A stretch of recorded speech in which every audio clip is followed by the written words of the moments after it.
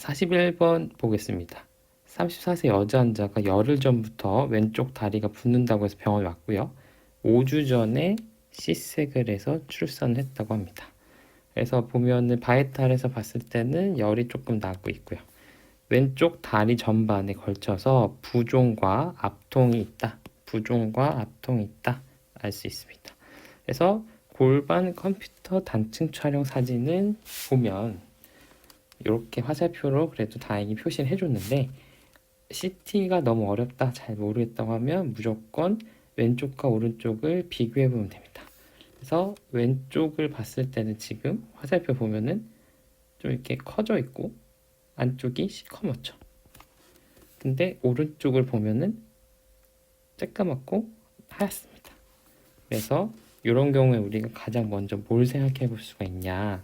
그래서 요 혈관에 DVT가 생겨서 지금 검게 보이고 확장되어 있는 것처럼 보인다. 그렇기 때문에 DVT가 생겨서 다리에 부종과 압통이 생겼다라고 우리가 이해를 하면 되고요.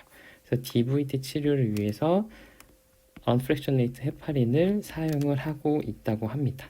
근데 입원할 당시 피검사랑 이제 헤파린 사용 후 6일째 피검사를 이제 비교를 해보면 가장 두드러진 차이를 보이는 게 혈소판과 APTT죠. 근데 APTT는 헤파린을 사용하면 프롤롱게이션이 생길 수가 있죠. 그렇기 때문에 헤파린 일부러 이제 APTT를 프롤롱게이션 시키기 위해서 헤파린 사용하는 건데 보시면 혈소판 수치가 많이 떨어져 있죠. 그래서 우리가 이런 헤파린, 와파린 부분에서 이론 강의 때 기억이 나실지는 잘 모르겠지만 이런 경우는 헤파린 인듀스드 스롬보사이토페니아. 그래서 헤파린으로 인해서 혈소판 수치가 감소하는 문제가 발생할 수도 있다라는 것을 언급을 잠깐 했었습니다. 그렇기 때문에 이런 경우에는 우리가 언프랙셔네이트 헤파린을 사용함으로써 발생한 헤파린 인듀스드 스롬보사이토페니아라고 우리가 할 수 있고요. 이런 경우에는 스롬보사이토페니아가 헤파린 때문에 발생했기 때문에 우선적으로 헤파린을 사용을 중단을 해야 됩니다. 그래서 답은 1번이 되겠습니다.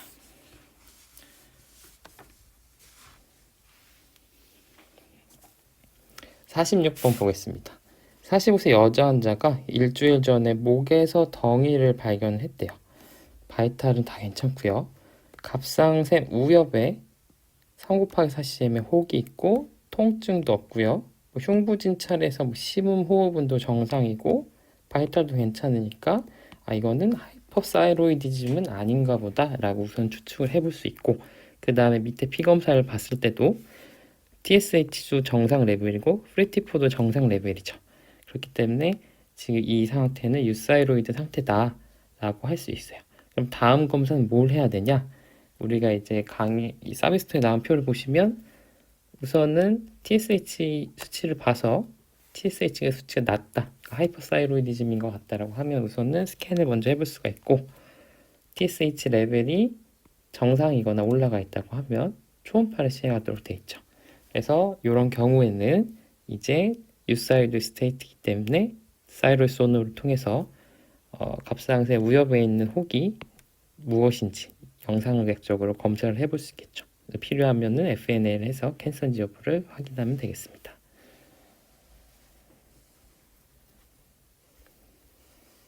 54번 보겠습니다. 52세 남자 환자가 교통사고로 왼쪽 갈비뼈 골절과 비장 파열이 있어서 비장 절제 후에 2일째 중환자실에서 인공호흡 치료를 하고 있어요. 인투베이션이 돼 있는 상태라는 거죠. 그리고 수술 중에 다른 장기 손상은 없었고요. 그러니까 갈비뼈랑 비장만 손상이 있었던 거죠. 그리고 진정제를 지금 현재 투여 중인데 바이탈도 괜찮고 배는 부드럽고 장음은 정상적으로 들린다. 적절한 영양 공급 방법은 뭐냐? 우리가 이제 영양 공급에 대해서 우리가 이 총론 강의 때 했었었는데 가장 좋은 방법은 가능하다면 경장 영양을 하는 게 가장 아이디얼하다 라고 우리가 얘기했었죠. 피지올로지컬하게 우리가 입으로 먹고 이제 배변을 하는 그런 경장 영양이 가장 피지올로지컬하게 좋다라고 우리가 설명했었는데, 만약에 경장 영양이 어려운 경우라고 하면 우리가 경정 영양을 할 수 있다라고 했죠. 그래서 만약 가능하다고 하면 최대한 경장 영양을 한다 이렇게 이해를 하시면 되고, 도저히 안 된다 이러면 이제 TPN 같은 경정 영양을 한다라고 우리가 이해를 하시면 되는데, 여기서 이제 힌트를 줬죠. 장 손상이 있어서 장 수술을 받은 것도 아니고요. 딱 비장 절제술만 했고 다른 장기의 손상 전혀 없다고 그랬죠. 그리고 배도 소프트하고 장음이 정상적이라고 합니다. 그러니까 지금 장은 음식물을 받아들일 준비가 되어 있는 거예요. 그래서 이런 경우에는 우리가 이런 환자는 중환자실에서 인투베이션 하고 있지만 이 환자에서 이제 뉴트리션 서포트를 한다고 하면 경장 영양을 시행해야 되겠다라고 우리가 생각을 하면 되는 거예요. 그래서 경장 영양을 시행을 하면 되고요. 지금 인투베이션을 하고 있는 상태니까 비위관을 통해서 영양 공급을 해주면 되겠습니다. 그래서 이 환자는 지금 트라우마 환자이기 때문에 뉴트리션 서포트가 많이 필요하죠. 그러니까 금식 유지하는 건 답이 아닐 거고요. 장음이 정상적이고 장 수술을 하지도 않았고 장에 손상된 것도 아니기 때문에 경정 영양은 할 이유가 없어요. 그리고 이 환자가 가스트로스토미나 제주스토미를 통해서 영양 공급을 해야 되냐?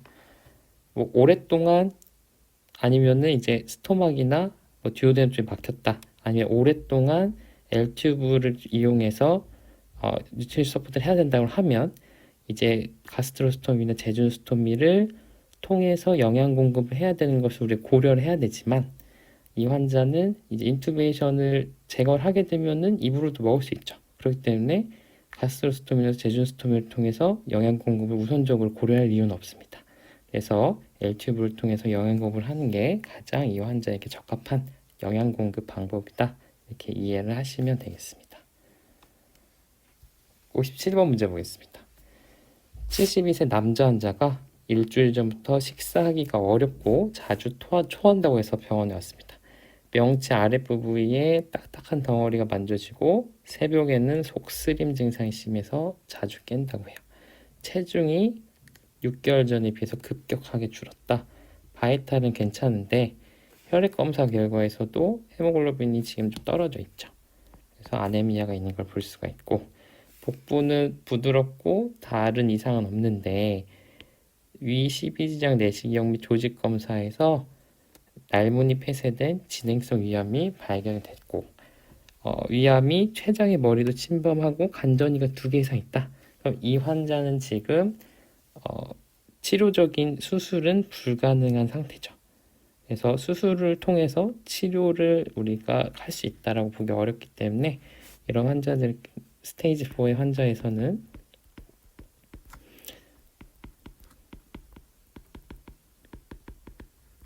이제 팔리에이티브 트리트먼트를 고려를 해야 됩니다.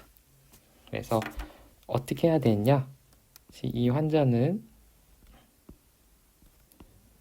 지금 날문까지 다 폐쇄되어 있대요. 그러니까 음식물이 넘어가지를 못하니까 계속 보미팅을 하겠죠. 그래서 그런 문제가 있는 환자예요. 근데 이쪽에 지금 옵스트럭션이 있어서 디스탈 가스트렉토미 하기에는 지금 이 환자는 스테이지 4이기 때문에 굳이 그렇게까지 치료적인 수술을 할 이유는 없다는 거죠. 그래서 이 환자는 우선적으로는 항암 치료를 하면서 음식물을 먹을 수 있게 우선 유지를 해주면 되기 때문에 이쪽으로 못 내려간다. 그럼 우리가 바이패스를 해주면 되겠죠. 그래서 제주넘을 이제 끌어와서 스토막이랑 연결을 해주면 이쪽으로는 못 내려가니까 이제 이렇게 연결해주면 이렇게 제주넘을 연결해줘서 내려갈 수 있겠죠. 그래서 요거를 지금 가스트로 제주스톰이라고 우리가 부릅니다. 그래서 파일로스가 막혀서 못 내려가기 때문에 이런 스테이지 4에서 팔리에이티브 트리트먼트를 하는 환자들에서는 이제 바이패스를 통해서 먹을 수 있게 해준다. 그래서 이런 경우에는 가스트로 제주노스토미를 한다. 이렇게 이해를 하시면 되겠습니다. 그래서 답이 2번이 되겠습니다. 59번 문제입니다. 10개월 남아가 5개월 전부터 배가 불러온다고 해서 병원에 왔어요. 바이탈은 뭐 특별히 문제는 없고 배는 좀 디스텐션이 있어요. 근데 텐더니스나 리바운드 텐더니스 없어요. 그리고 보시면 조영제가 이렇게 쐈을 때 쭉 해서 잘 안 내려오는 부분이 생기죠. 그래서 이런 경우에 변비가 소아 환자에서 영아 환자에서 변비가 있고 이런 식으로 콜론에서 어느 순간부터 잘 내려오지 못한 부분이 있다 라고 하면 우리가 허쉬스프롱 디지즈를 가장 먼저 생각을 해볼 수가 있겠죠. 그래서 허쉬스프롱 디지즈는 우리가 조직 검사를 통해서 확진을 한다 라고 그건 기억을 했을 텐데, 그러면 조직 검사가 두 개가 있죠. 그래서 답을 2번으로 찔 거냐 3번으로 찔 거냐 고민을 많이 하셨을 겁니다. 그래서 직전 흡인 생검 석션 바이옵시는 우리가 허쉬스프롱 디지즈에서 신생아일 경우에는 우리가 석션 바이옵시를 할 수 있다 이렇게 되어 있지만, 영아의 경우에는 프루스티크니스의 바이옵시를 해야 된다. 그래서 전층 조직 검사를 해야 된다 이렇게 얘기를 했죠. 그래서 지금 10개월 남았기 때문에 신생아는 아니잖아요. 그래서 답이 프루스티크니스의 바이옵시를 한다. 그래서 직장 전층 조직 검사가 되겠습니다.